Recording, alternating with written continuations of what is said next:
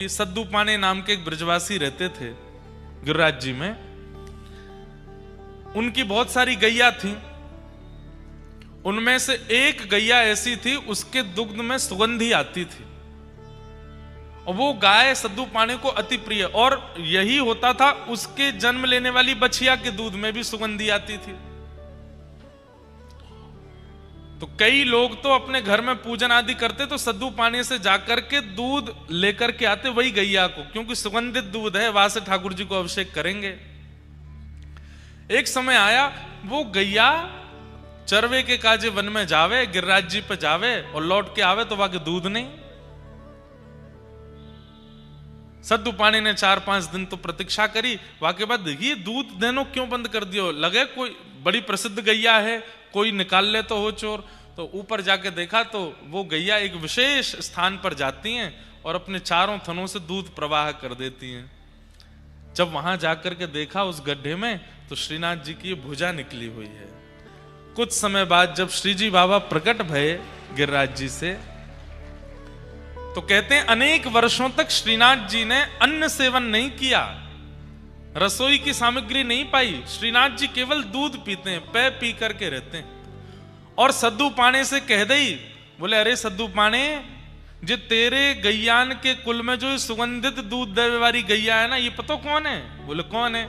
बोले हमारे नंद बाबा की 9 लाख गैयान में से एक गैया की वंशधर है, वही को वंशज चलो आ रहा है। या हमारे में तेरी गैया को दूध ना पीऊं, ये तो मेरी गैया है। सोचिए, सद्दू पाने के ऊपर श्रीनाथ जी की कृपा क्यों हो गई? क्योंकि गौवंश में एक गैया नंद बाबा के कुल की हती।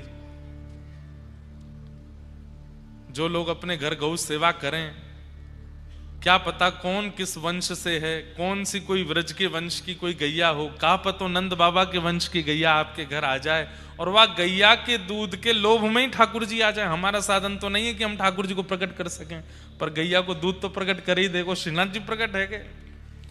और सद्दू पाने के यहां कितने वर्षों तक गिरिराज जी पर विराजमान श्रीनाथ जी ने अन्न सेवन नहीं किया, केवल दूध पीते।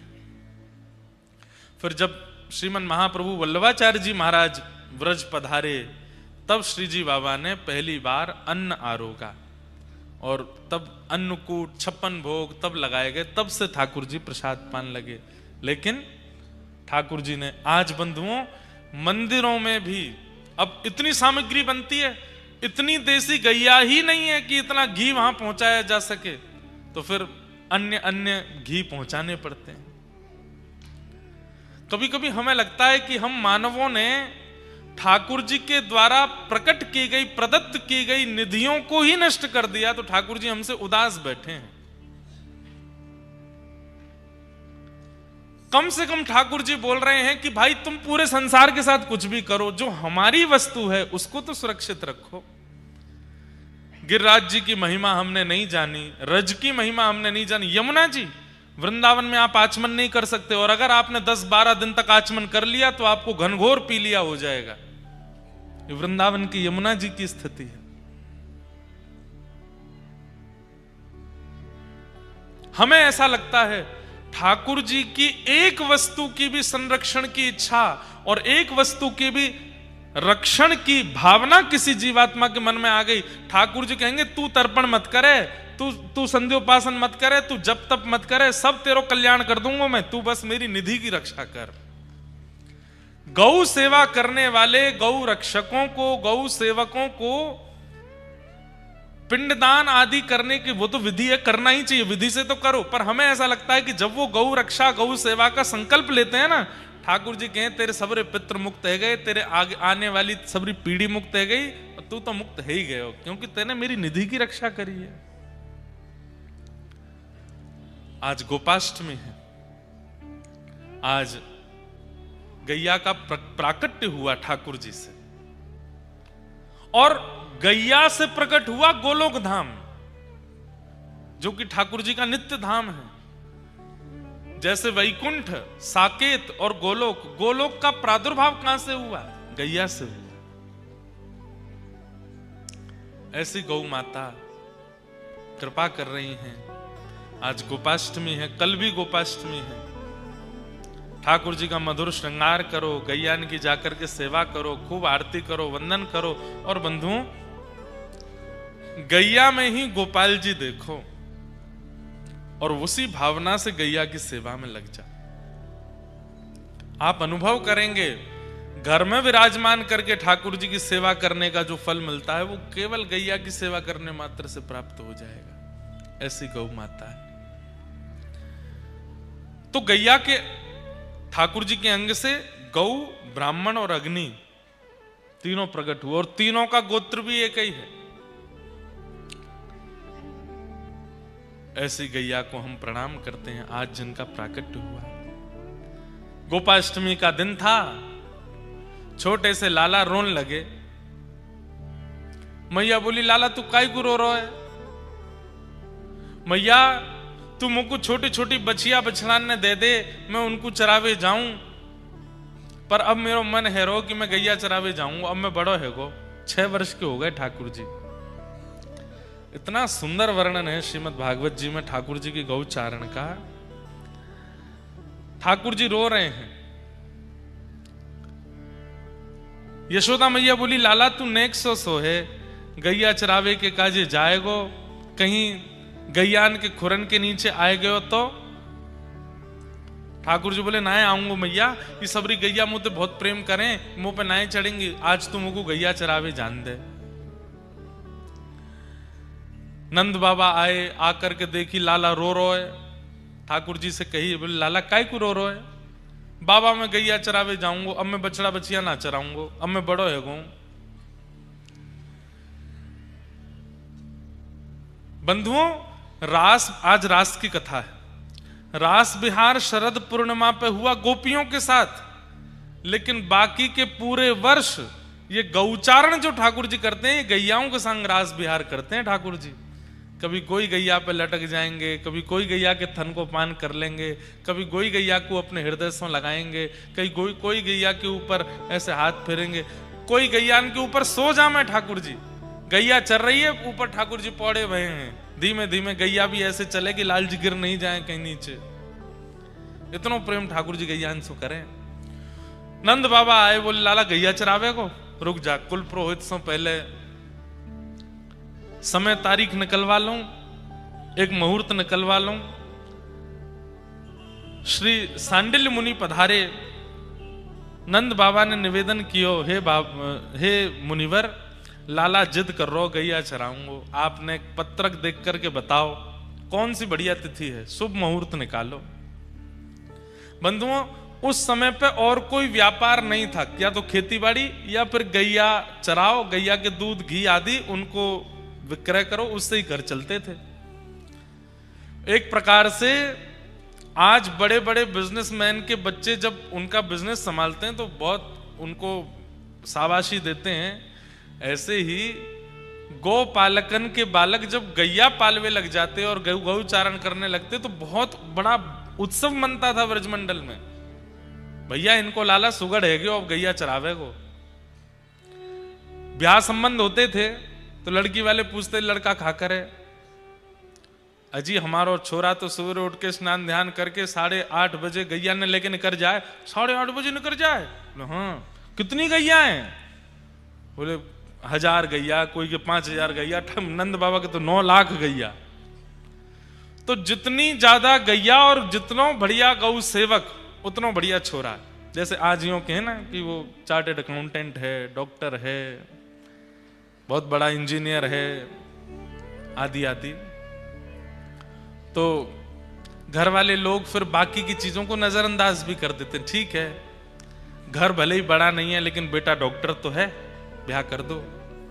ऐसे ही पुराने समय में सोचते थे, भले ही खप्पर छप्पर के घर हैं लेकिन गैया चरावे लाला, ब्याह कर दो। छोरी भी अपनी सखीन ते मिले, बोले अरे मेरो ब्याह पक्को है गो है। कौन ते भो? गैया चरावे नंदगाम में। अच्छा गैया चरावे, अरे बड़े ऊंचे घर में जा रही है। आज गऊ चराने वाले को बड़ा ऐसा समझ लिया गया है, अरे ये हमारे भारत का सबसे प्रथम व्यापार था गौ चारण करना, और सबसे श्रेष्ठ व्यापार था। गैया चराते हैं, घी निकालते हैं, दूध निकाल, फिर उनका विक्रय करवाते हैं। ऐसे ही घर चलते हैं। तो एक प्रकार से गैया चराने को मतलब है कि अब सुगड़ है गयो लाला। दूसरी बात, दाऊ दादा तो बड़े हैं, वो नंद बाबा के संग गैया चरावे जामे। एक दिन दाऊ दादा बोले, लाला अब मेरो तो तोते पहले ब्याह है जाए को। ठाकुर जी बोले, काहे को? अरे तू ना जाने, ब्याह करवे वाले सबसे पहले यूं ही पूछे गैया चरावे कि नहीं। मैं तो जाऊं गैया चरावे, तू तो बछड़ा बछिया चरावे। छोरी वाले आमे भी हैं तो यूं सुन के कि बछिया चरावे सो चले जाए। वही रात ठाकुर जी रोए, बोले मैं गैया चराऊंगा। क्यों? मेरो ब्याह होएगा तब। दूसरे दिन सांडिल्य मुनि पधारे। नंद बाबा बोले, आप पत्रक देख के बताओ, शुभ मुहूर्त निकालो, लाला गैया चरावे को। सांडिल्य मुनि बोले, नंद बाबा तुम्हारो लाला तो बड़ो अद्भुत है। बोले क्यों? बोले मुहूर्त देख के ही रोवे। क्यों? बोले आज ही मुहूर्त है गैया चरावे को, आज गोपाष्टमी है। बोले ऐसा लाला है, मुहूर्त देख के ही रोवे। आज गोपाष्टमी को मंगल दिन है, आज के दिन ही गैया मैया को प्रादुर्भाव भयो। तो अब लाला सो पूजन कराओ, और पूजन कराए करके आज लाला को गैया चरावे भेज दो। आहा, ठाकुर जी आनंद में भर गए। बोले अब हम गैया चरावेंगे। और ठाकुर जी सबसे पहले तो यशोदा मैया नंद बाबा के साथ में गौ पूजन करने गए। गैया को पूजन किया, सींग में स्वर्ण और चांदी के छोटे छोटे सींग बनवाए करके जो ऊपर के भाग है वहां पर मड़वाए, वहां पर लगवाए। पामन में सुंदर पाजेब पहनाई, जैसे माताएं पहनती हैं वैसे चारों खुरन में पाजेब पहनाई। पाजेब पहना करके फिर हल्दी, चंदन और मेहंदी, इनमें हाथ बोर बोर करके गैया के ऊपर थापे लगा करके सुंदर श्रृंगार कियो। गैया के नेत्रन के पास में सुंदर चंदन की आकृति सो काजल जैसो लगायो है ठाकुर जी ने। वहां के बाद में फिर गैया के सींग के बीच में यहाँ पे पाग पहनाई। पाग पहना करके वहां में मोती जड़े हैं। सुंदर मैया ने एक साड़ी पहनाई है। ठाकुर जी खूब सारे मोर पिछ लेकर के आए, और मोर पिछ लेकर के जो यहाँ पाग बांधी है, वह पाग के बीच में खूब सारे मोर पिछ लगा दिए। तो ऐसे मुकुट बन गयो गैया को। इतनी सुंदर गैया को श्रृंगार भयो। फिर मैया ने सुंदर सुंदर लडुआ बनाए, सुंदर खिचड़ी बनाई, सुंदर बड़ी बड़ी रोटला बनाए। सबन को ले जा करके लाला पवा करके आवे। हर गैया के चरणन में प्रणाम करके 2-2, 3-3, 4-4 परिक्रमा लगा करके ठाकुर जी सबको वंदन करें, सबके चरणन में प्रणाम करें। गौ पूजन कियो। बंधुओं, गैया जिस समय बालक को जन्म दे रही हो, बछड़ा बछिया को जन्म दे रही हो, और वो बालक पूर्ण रूपेण बाहर ना आया हो, उस समय यदि गैया की परिक्रमा कर ली जाए तो पृथ्वी परिक्रमा का फल प्राप्त होता है। क्यों? क्योंकि गैया दो मुखी हो जाती है। एक मुख तो आगे को है, और जब बालक को जन्म दे तो दूसरा मुख भी प्रकट हो जाए, तो दो मुखी गैया है जाए। वह समय यदि गैया की परिक्रमा कर ली जाए तो पृथ्वी परिक्रमा का फल प्राप्त होता है।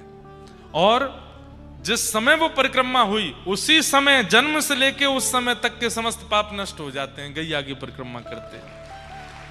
हम कहां तक बताएं, पूरे 7 दिन हमसे गैया की चर्चा सुनते जाओ। और आज जो हम व्यास बने बैठे हैं ना, हमने अपने जीवन में सबसे पहली कथा की द्वारिका में, गुजरात में। और द्वारिका में कथा करवे के बाद फिर कथा नहीं हुई। कब तक कथा नहीं हुई? जुलाई में पहली कथा करी, मार्च तक कोई कथा नहीं हुई। लोग बाग जानते ही नहीं थे। पिताजी महाराज बोलते हम किसी से कहेंगे नहीं कि भाई इनकी कथा कराओ, कोई खुद कहेगा तो सुन ले। तो अब मन में ये होता कि किसको सुनाए। रोज अध्ययन करते थे, गुरुजी पढ़ाते थे, तो कभी मैया को बैठा के सुनाते, कभी बहनों को बैठा के सुनाते।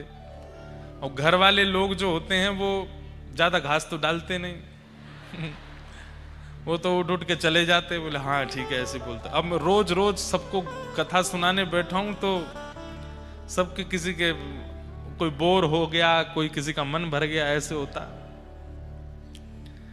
तो हमने अपने गुरुदेव से प्रार्थना की, गुरुदेव कथाएं होती नहीं है अभी, और घर वाले कोई सुनते नहीं है, किसको सुनाऊं मैं?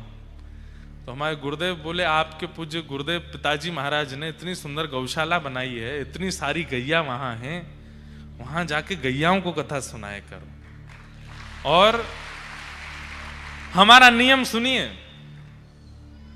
सवेरे 3:30-4 बजे उठ जाते थे, स्नान करते, और यही भागवत जी की पोथी हमारी, इनको लेकर के हृदय से लगा के बढ़िया, जैसे बटुक ब्राह्मण होता, तब 18-19 वर्ष की आयु थी,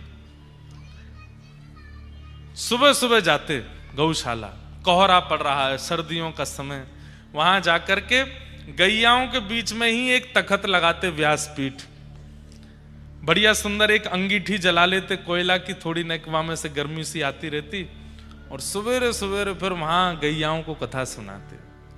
1 दिन, 2 दिन, 3 दिन, 3 दिन के अंदर तो गैयाओं को ऐसी आदत लग गई, अब तो अगर मैं 15-20 मिनट लेट रह जाऊं तो हमारे ग्वारिया बाबा फोन करते, बोले गैया रम्मा रही हैं, जल्दी आओ। अम्मा अम्मा अम्मा करके चिल्लाती, बोले व्यास जी क्यों नहीं आए अभी तक? हम जाकर के बैठते, जितनी सुबह सुबह सानी होती है गैयाओं की, तो सानी करके सब गैया बैठ जाती, ऐसे मुंह चलता रहता, झाग निकलते रहते, और कोई व्यास पीटते अपना सिर खुजा रही है, कोई ऐसे बैठी है, खूब प्रेम से वहीं कथा सुनाते।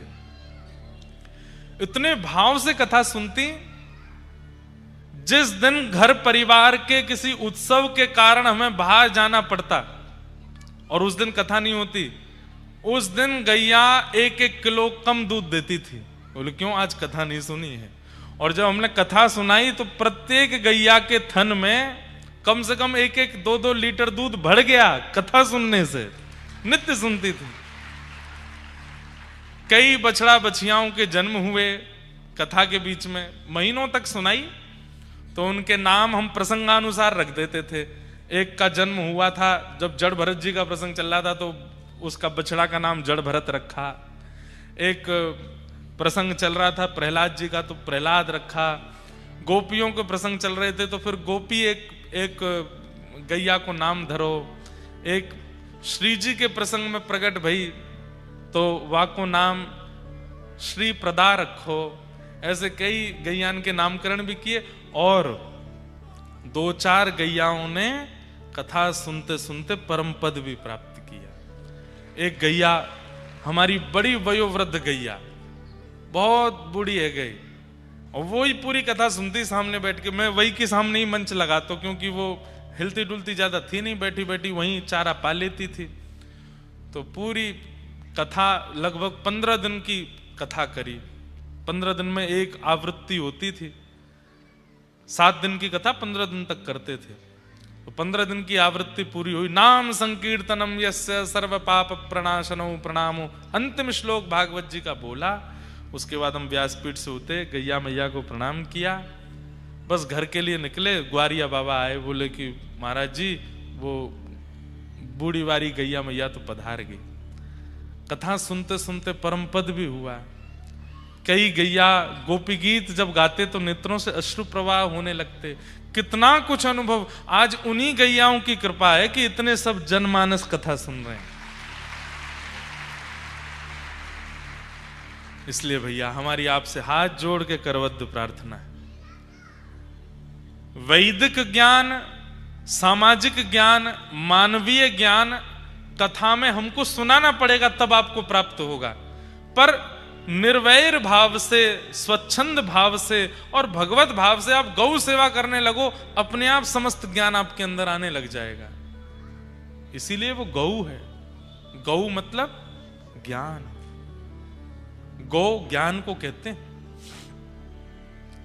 भागवत जी में जो प्रथम दिन महात्मा में कथा थी गोकर्ण, वो कहां प्रकट हुए थे? गैया सी तो प्रकट हुए। कितनी महिमा बताएं गैया की। आज ठाकुर जी तैयार भये, सुंदर गौपाग पहनी, अपने लोमना बांधे कमर पे, लोमना बांधे गले पे, और वर्णन कर रहे हैं श्री सुकाचार्य जी महाराज। तम गोरजच्छुरित कुंतल बद्धवरः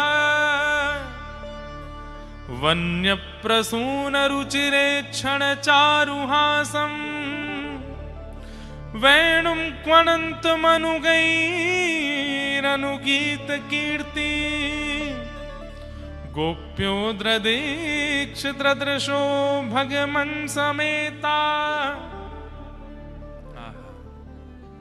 बंधुओं, गोपियां कह रही हैं आगे प्रसंग में, बोले मोर मुकुट वंशीधारी देखे, त्रिभंग लली श्याम सुंदर देखे, माखन चोर कन्हैया देखे, लेकिन जाने गौचारण करने वाले कृष्ण नहीं देखे। माने कुछ नहीं देखा अपने जीवन में।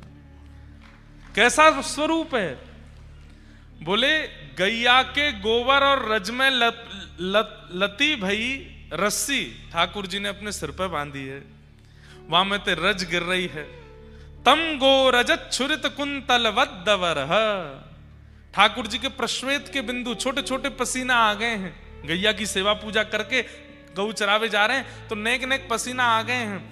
अब उन पसीना में क्या है रो? तो बोले 9 लाख गैया जब चल रही हैं और सब इतनी उत्साह में, हम ठाकुर जी के बगल में आएंगे, हम ठाकुर जी के बगल में आएंगी, तो उन सबन की रज जो उड़ रही है वो ठाकुर जी सर्वांगीण अंग को स्पर्श करके जहां जहां प्रश्वेत हैं वहां वहां पर जैसे मानो चंदन की बिंदिया लगा लें, ऐसे ठाकुर जी के सुंदर सुंदर यहां पर कपोल पर पत्रावली को श्रृंगार है गयो है। आहा बंधुओं, वृंदावन में जब तक ठाकुर जी रहे सीधे खड़े नहीं हुए, न्यों ही रहे टेढ़े। क्यों? क्योंकि जैसे ही ठाकुर जी अपना एक चरण उठा के दूसरे चरण के बगल में रखे ना, तो सबरे ग्वाला यही ताड़ में रहे कि लाला अपना चरण टेढ़ो करे तो हम नीचे जाए करके सहारो बन जाएंगे। ठाकुर जी ऐसे आ जाए और यहां कोई ग्वाला आ जाए, बाप ऐसे टेक धल ले, परंतु ग्वालान को गैया आने ही ना दे, बात पहले गैया आ जाए। और गैया आकर के अपनो ये एक छवि आप लोग देखते हैं, उसमें पीछे गैया और आगे ठाकुर जी हैं। वो वास्तव में पीछे नहीं है गैया, ठाकुर जी को बगल में ऐसे टेक लगा के ठाकुर जी बंशी बजाते हैं गैया के ऊपर। वेणुम क्वणंत मनुगैरनुगीत कीर्ति। ठाकुर जी गैया पर ऐसे टेक लगा करके सुंदर वेणु का नाद करते हैं और उस वेणु का नाद सुनते ही समस्त गैया सबके आनंद की स्थिति अद्भुत हो जाती है।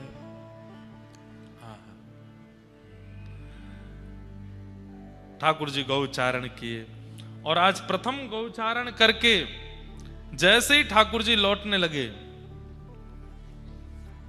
संध्या का समय, सब ब्रजनारी गोपियां अपने अपने द्वार पर थाल लेकर के खड़ी हैं। पहली बार गैया चरा के आए लाला, सब ठाकुर जी की आरती कर रही हैं, सब ठाकुर जी को पुष्प वर्षण कर रही हैं।